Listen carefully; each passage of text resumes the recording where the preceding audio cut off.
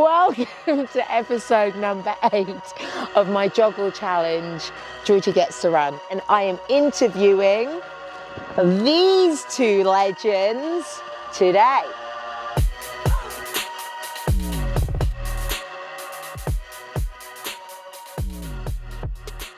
haven't had a Guinness out of tap in. Georgie Guinness. Yeah, not right now. Okay. Well, I would have one right now, but... Like, oh, wow. You're doing a funny version of this. The Guinness needs to be... Right, guys, we are here today with two absolute legends, William Goodge and Carla Molinaro, isn't it? That will do. They are... So both of these absolute legends have run joggle our Le Jogs, so from Land's End to John O'Groats, from John O'Groats to Land's End.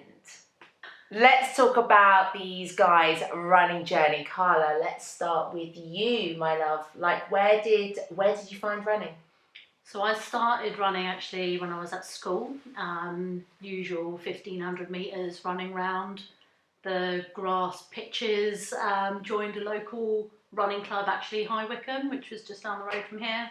And then potted about doing cross country, 1500, 800 for a couple of years. I then went to uni. I actually walked in, I was at a sports uni in Cardiff.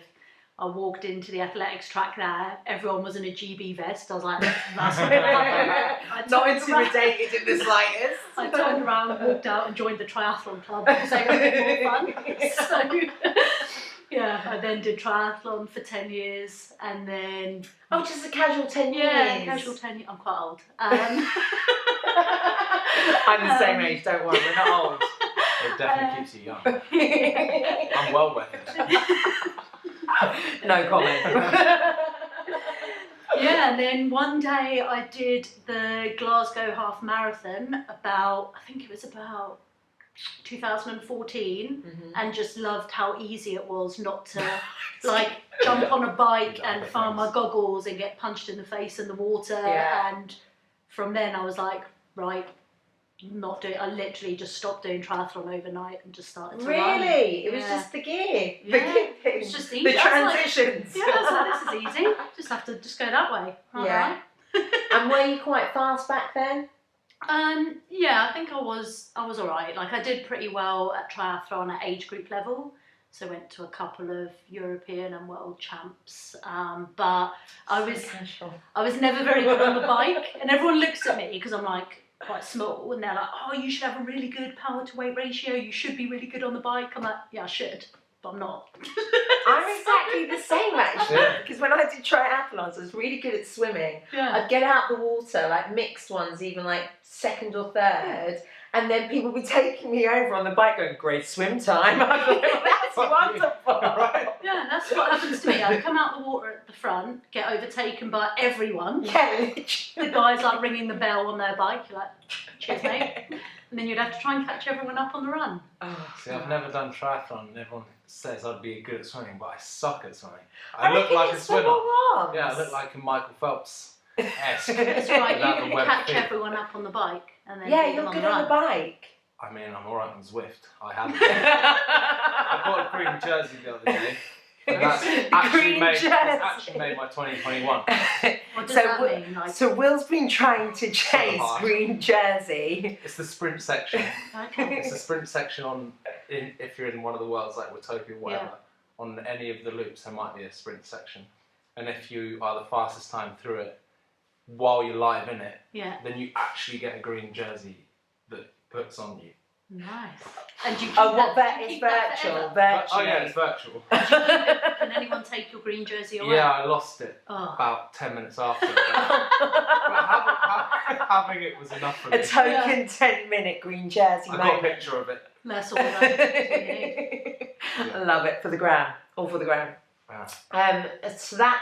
So then you started the running after the triathlon, and where did the endurance stuff come from?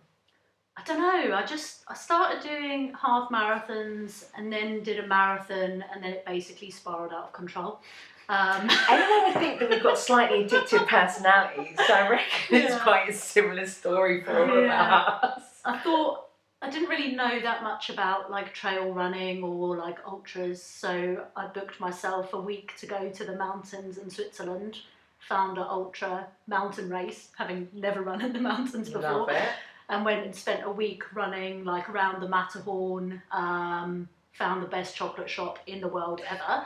They've got these like huge blocks of chocolate. They ask you which one you want, and they just like break a corner off. Oh, That sounds amazing. Cost about £1,000 for a corner of chocolate, but it's so worth it. But yeah, so went there, did some multi-day running, did my first ultra. I think it was like 45k. Took me about 7 hours. It was brutal, like just up and down the mountains. But yeah, and then from there I just started doing, Then you got the bug. longer and longer stuff. So Will, what about you, my love?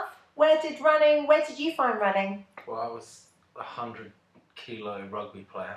Didn't understand running at all. I was like, why would you do that? I was like, On the pitch. yeah, but like in rugby, you're gonna win or lose. Hopefully, win. You're gonna be with your teammates.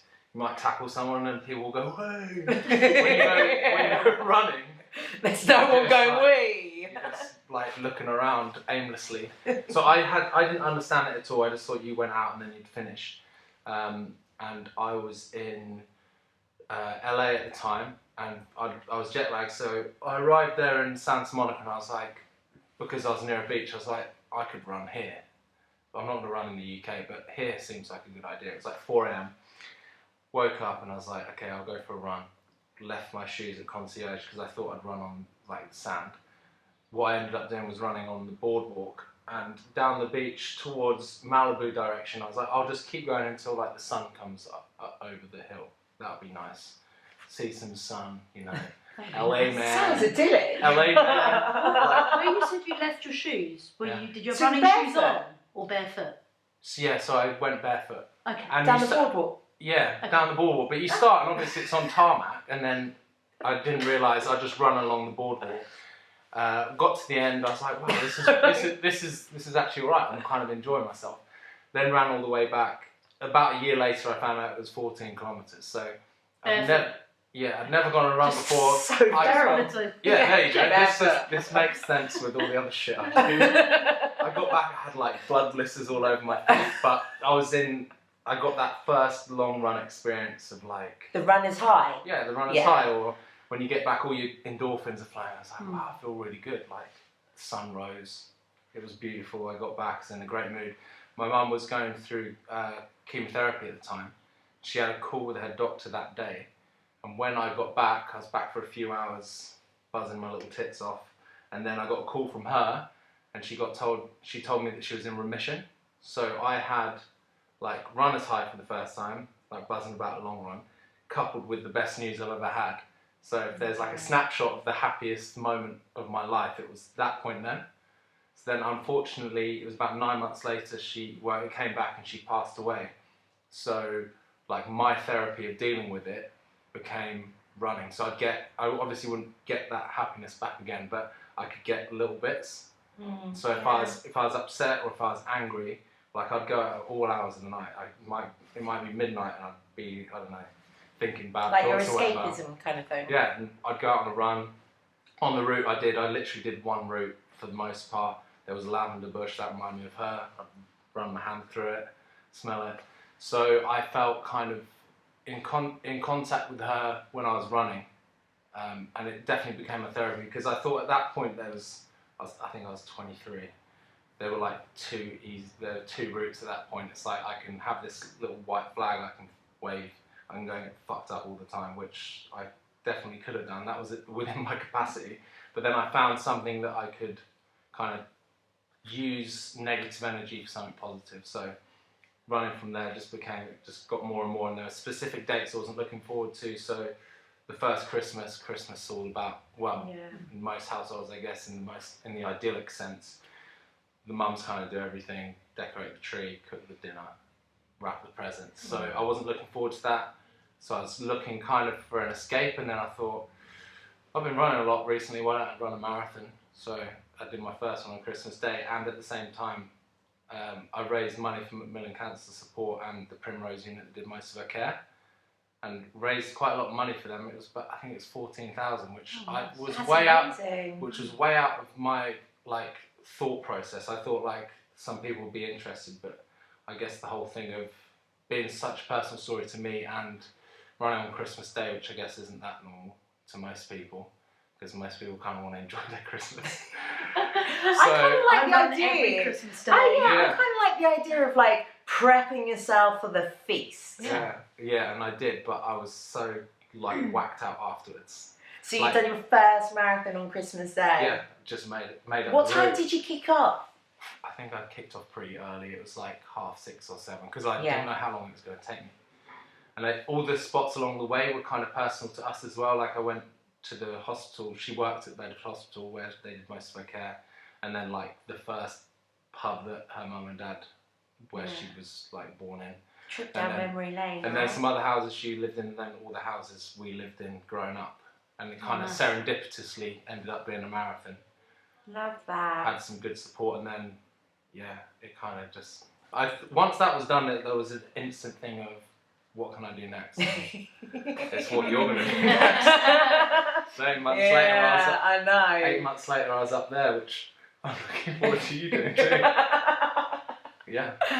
Oh God! So what made you actually think about doing joggle? Because you started John O'Groats to Land's End. Like, where did you? Because you actually inspired me, Will, because we've got mutual friends, and I remember seeing you when you started, and I was like, I remember Ollie Marchand saying, so I've got this mate that's like, doing something absolutely incredible. He's running from one end of the country to the other, and this is before I'd ever run. And I remember following you going, how someone like that look like that? That's like doing something like, I don't know, like ultra-y. Just I couldn't really I still don't really look like a runner now. I've actually lost weight since, but like on any stuff, I don't do that many. But I remember like following you on your journey, and I was just like, this is just nuts, but so inspirational. Where did the idea for joggle actually come from? Because I think obviously it's becoming more and more popular. Like ultra seems to be taking up a lot of momentum. I think probably due to lockdown. I think because people are getting out running. They've never really, had either the time opportunity or the fact that gyms are shut. So we're very limited with the things that people can go and do. So there's been this huge pop in popularity for people going out there and running, and I think people then pushing the boundaries as well. So ultra has become really popular, but I'd never heard of anyone running the length of the country. So seeing you plodding down the country, not looking too healthy at sometimes. He had really nice feet though by the end. Yeah. And you can clip that into this video if you want. We're going to need a warning for it. My feet are slowly but surely deteriorating. I'm like, I used to have nice feet once upon a time. I'm like, what is going on? Well, the whole wing attitude gets you in trouble sometimes. So where did joggle, honestly, where did the idea come from? Had you seen someone do it or? No, so the first idea was, because I'd done the marathon, I was like, why don't I do a marathon in every continent? That's going to be cheap, or someone's going to help me do that. Real can-do attitude. Obviously, that was a real no-go straight away. And I was like, what else am I going to do? I was like, why don't I run from the top of England to the bottom? But I drew a straight line. I drew a straight line from Scotland down, and someone looked at it and was like, that's a good idea. Why don't you do John O'Groats to Land's End? And I was like, what's that? I've heard people cycle that. What is it? And they were like, well, it's the most northeast and the most southwest. It's like, that makes more sense. Yeah. So I was just like, I'll do that. And that was it. It just made sense to me to do that. And so I did the Christmas Day thing, and then I knew I was going to do a challenge starting on what would be Mum's birthday. So I was like, there we go. I'll be up in John O'Groats. Amazing. Running down it. And Carla, for you, so Carla, you're just incredible, like, because you're the women's world record holder for Le Jog. That's right, isn't it? So Land's End to John O'Groats. There is a reason why you did it the other way around. What was the reason, and why did you decide to go for the challenge? Because you actually set out it was all prepared, it was all thought through. This is what you were going for, was to go for the world record.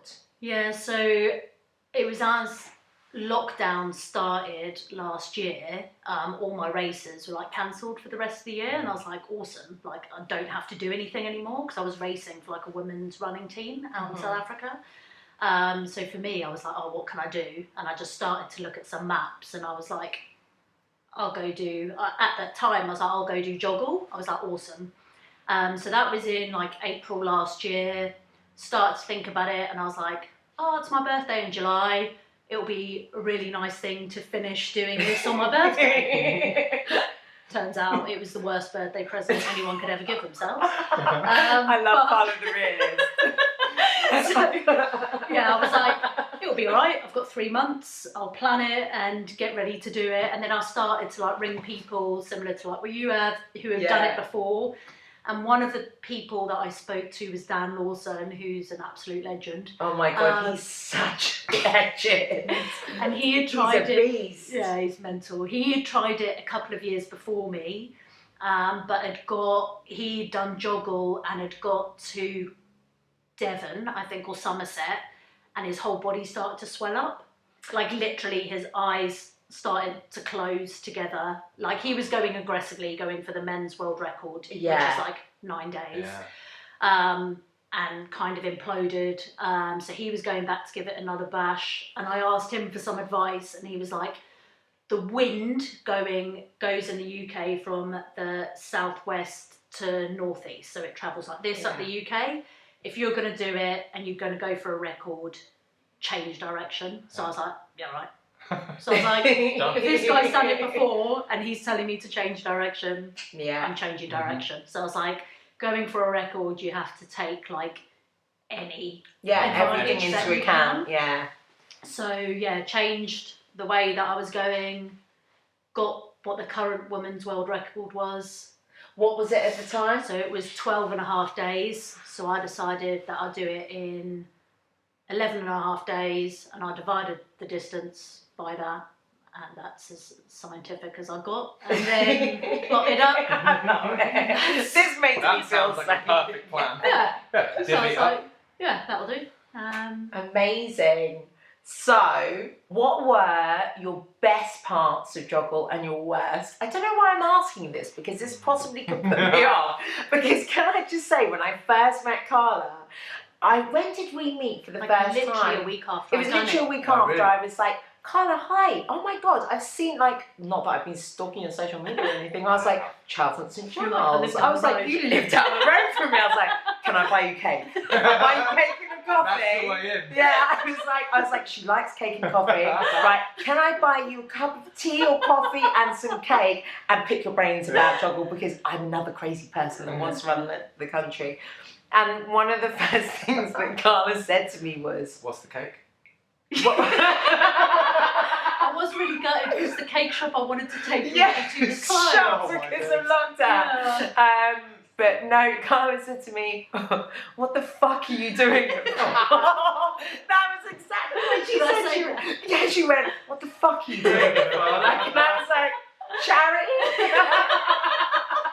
I was like, okay, I'm not going to let this, like, infiltrate my mind and put me off. I think it's because I still couldn't walk. So you were wearing your flip-flops. So you're like, I've probably got to have at least a month off. What are you doing this for? So getting onto that, what were your best and worst experiences? The funny thing about it is, what you'll probably find you miss the most when you finished is the opposite way around. You miss the bits that suck the most. Yeah. I think when you do ultra, it sounds like the opposite. It is the opposite way around. But the thing I missed most about when I finished was firstly, just having one thing to do all day. Literally run, and everyone does stuff for you. Which I'm the other way around. I like doing things with people. Yeah, I'm the same. I'm like a giver. This is what I feel I want to was make really someone weird, a cup yeah. of tea. So firstly, adapting to that was kind of uncomfortable, but having such a simple life, not having like any external news or anything, just being within that very small world of putting one foot in front of the other a lot, eating a lot and drinking a lot.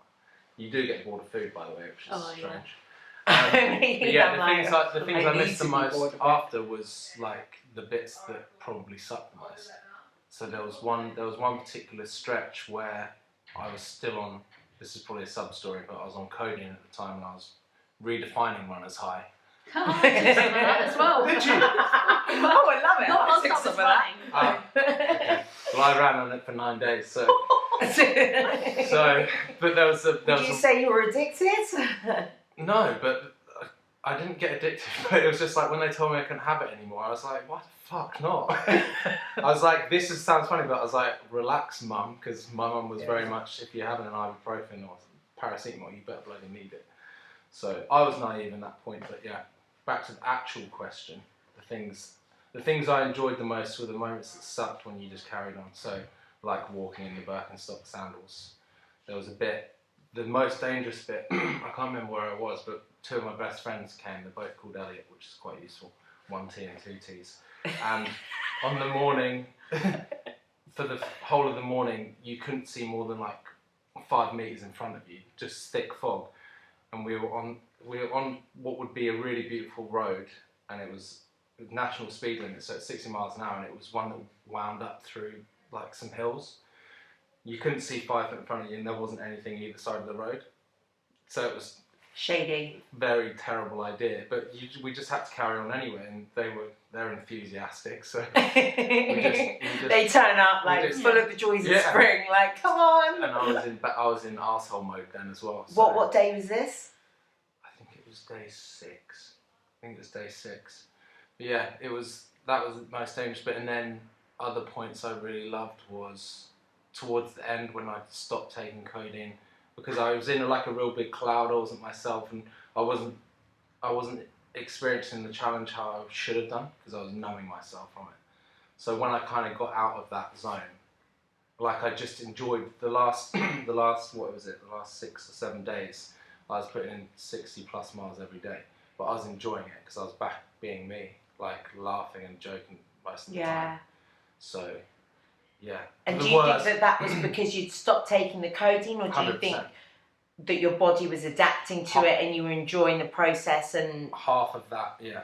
Halfway between that, definitely stopping taking codeine, because that's the first time I ever took CBD as well, and the profound impact it had straight away.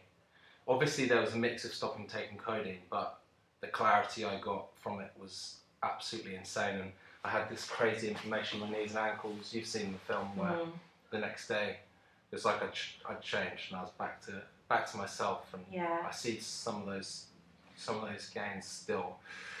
But yeah, there was another point which I kind of hated at the time when I went the wrong way. So you'd spoken to Sharon Gator, so had I, about her route. She'd sent me something so I could see the route, and she told me at the very start, is it the A90? Yeah, A9. A9 that goes down, and she just carried on, but she said at a point it gets dangerous, you should look at going another way. So classic Google Maps, where's it going to go, took us on a route that wasn't actually there. Okay. And we got off the A90, went past this really beautiful lakes. There was this winding path, it was pretty flat. You're thinking, this is a deal. I was like, this is great. There's no lorries driving past me. I'm not getting flipped off for being on the dual carriageway or whatever. So we go about 4 miles up, and they'd flown the drone, or no, 2 cars had driven down. They're like, well, the road ends, but if you get to the other side, then you'll be alright. There's another bit that leads out of it. So I crossed over one body of water that was like knee deep, but at the time had so much inflammation, going through like ice cold water was actually amazing. Nice. But then I got through to this halfway bit of land where all these sheep were, rolled my ankle twice. I've since learned that I snapped one of my ligaments, but it was one you didn't actually need. I can't remember which one it is. It's fine. It's one of those ones you can live without. Yeah. From rugby, I'd had trouble with that ankle anyway. So I went through, had to go through another body of water, rolled it again, and when I got to the other side, I'd never been in a worse mood because the crew also didn't know where I was. They had to go round and come back up. So it was me and Robbie, and bless him, he ran back to try and find a car. By the time he got back to me, I could have killed Josh. Bless him. But everything he did, I owe him so much. But he was like the fall guy because I knew him more than Robbie. Yeah. And literally, we'd So you let rip. we'd wasted about 4 or 5 hours to go back to the same point where I was comfortable. I was pretty happy on that road. Went back, my ankle was like this. You can see it on the video and thing, and I'm like, I'm done for the day, and somehow they make me not be done for the day and they carry on. I think that was the evening that I get the Birkenstocks on, but that bit sucked. Note to oneself, I won't be. Can you show me You can where? have my route. Yeah. Actually, and you'll see, if you look at Strava, you'll see a bit where it goes out. And it comes back to A90, so don't do that bit. Oh, Carla. Unless you want an ice bath. Yeah. What was your best bit and your worst bit? So my best bit was actually running over the Pentlands up in Scotland because there was 2 bits where I got to go on the trails. And amazing footage! I've seen it. it was just like, looked incredible. First of all, at the bottom of this hill, so we see this lady with all these shopping bags, and I'm like, can I go up this way? She's like, yeah, you're absolutely fine, just keep on going, follow the road, you'll get to the reservoir. I was like, oh, cool. And then a little bit further up, there's a guy on a mountain bike who goes to me, there's no way you can get up there, it's too technical. I was like, challenge accepted. I was like, do you know the way out?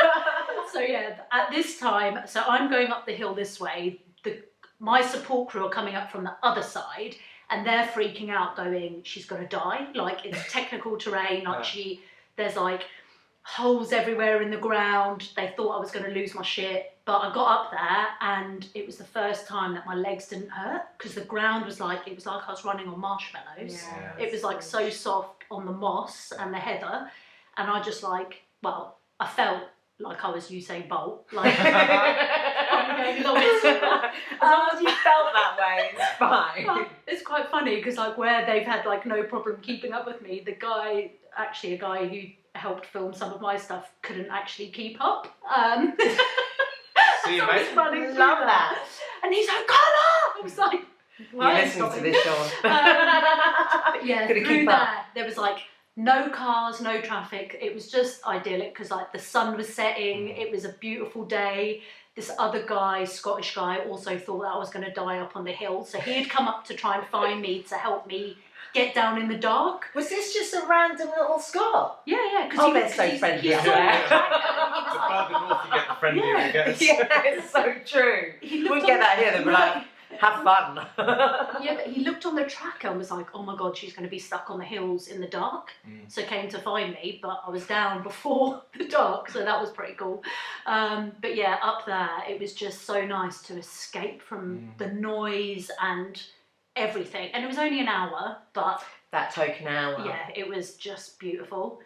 And then the worst bit was basically around about 5 o'clock every day, I would just kind of get in a bit of a mood, actually no raging mood, and I didn't want to talk to anyone. I was over it. I just wanted to be left alone. And the first few days, we had said from the beginning, like, anyone could come and run with me, it's awesome. And then I felt really bad because like these 3 Welsh people came to run with me on day 3, and they came at around about 5 o'clock. Finish work. Yeah. We're gonna go and help. Drove like 2 hours to find me, Oh, and then they're running with me. They're like, "Do your legs hurt?" I'm like, "Yeah." Yeah. They're like, "Are you tired?" I'm like, "Yeah." Like, and then I'm like, "Why are you asking me stupid questions?" Like getting really annoyed. So then after that, we basically said to everyone, "Come and run with me before 5." And yeah, I just didn't like that feeling.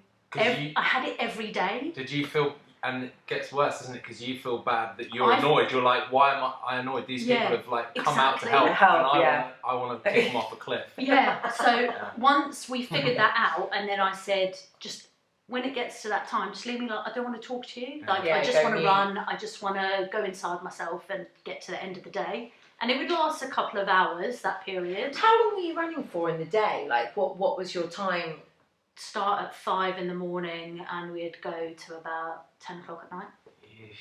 What All was day, yours, 17 Will? hours. Probably similar, but I didn't start that early. I was gonna, yeah, you come across as maybe a little bit more of a sleeper. Yeah, well, I wasn't sleeping. No, Nine you days. just- Yeah. I was tripping my balls off in the thing. It was perplexingly weird. But yeah, I was normally starting a little late. They'd normally come and get me at 6:30, but it always depended on like when I finished the night before as well. Because sometimes I'd go real late.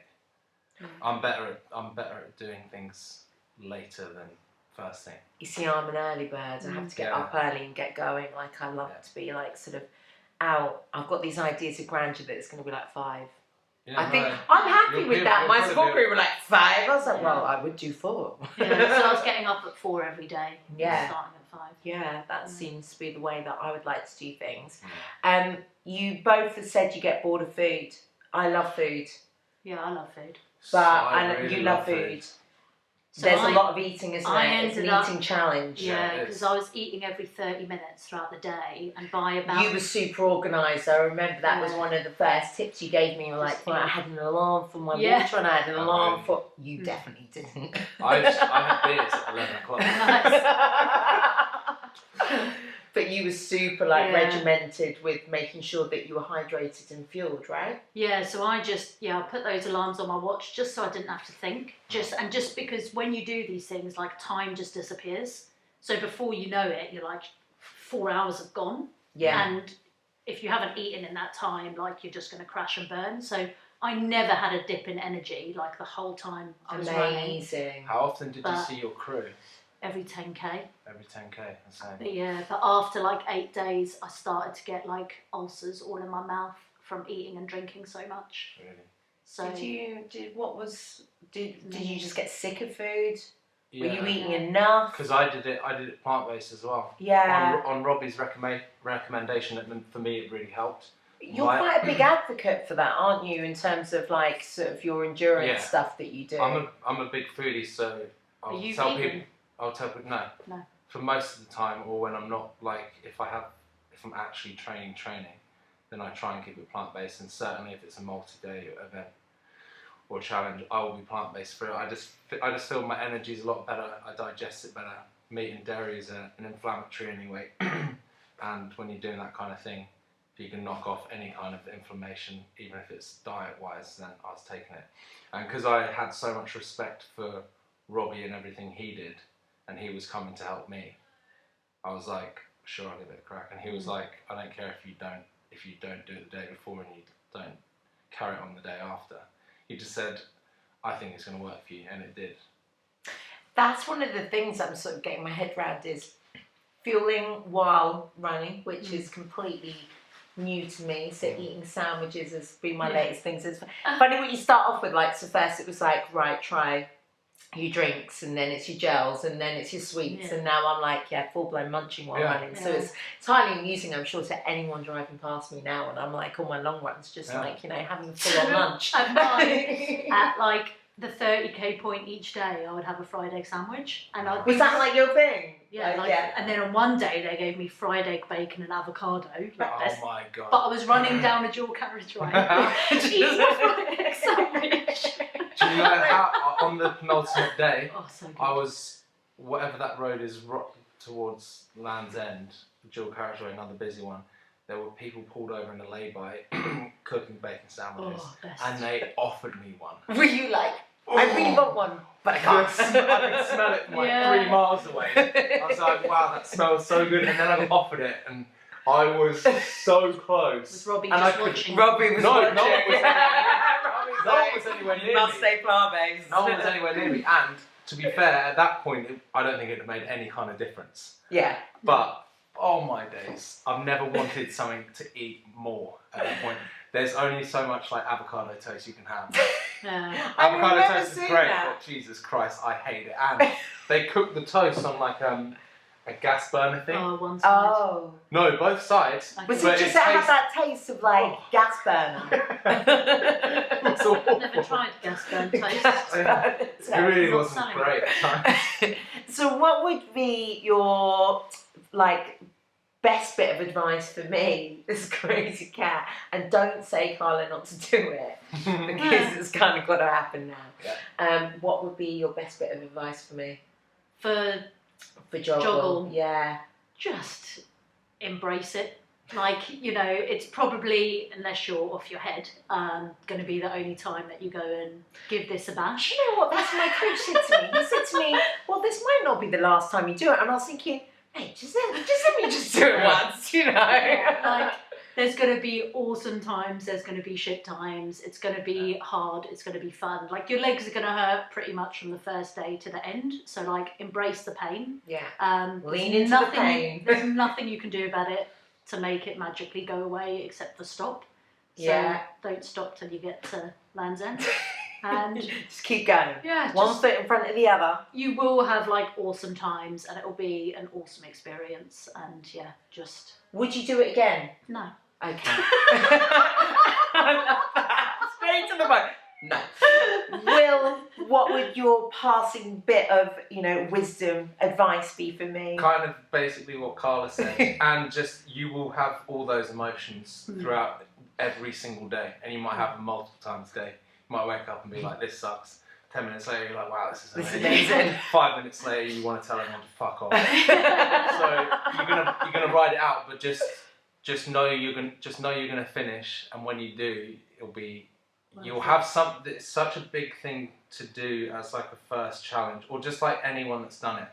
But you will forever have that to kind of hang your hat on. You might go on to do bigger and better things, but getting through that first one, like just knowing you've done it, can transcend to any other bit of your life. So if you're thinking something sucks, then you're like, wait a second, like I've done that.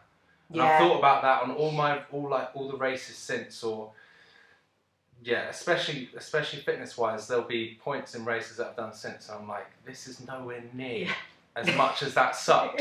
So then you can give it easy. You can give it that extra little bit. So what your takeaway from this will be is so huge. Just remember that along the way, because it's worth going. If it's easy, then you're not doing it right. It can't be easy, but yeah, you're gonna take a hell of a lot from it. And it's going to be like your superpower. I'm going to be like a little wise old owl, like you pair. Go hard or go home, as they say. Thanks so much for today, guys. It's been great for us. They've been legends. Well, Thanks. definitely. Yeah.